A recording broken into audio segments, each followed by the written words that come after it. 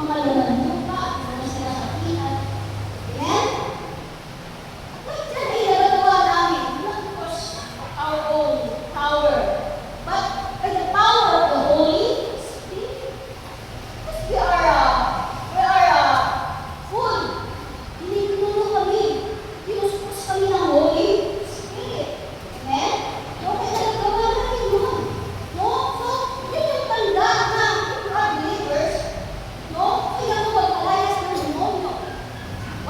One sign. And the other sign is, kailangan ikaw ay nagsasalita ng pagtuwang wika. Nagawa ka? No? Kanina yung mga nagsasalita sila ng wika.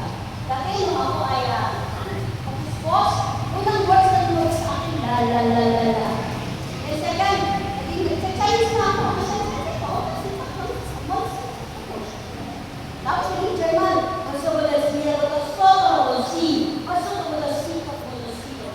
Ngayon, kaya na ng buwangin. So, yan, hindi po yung practice, hindi yan nasa ulo,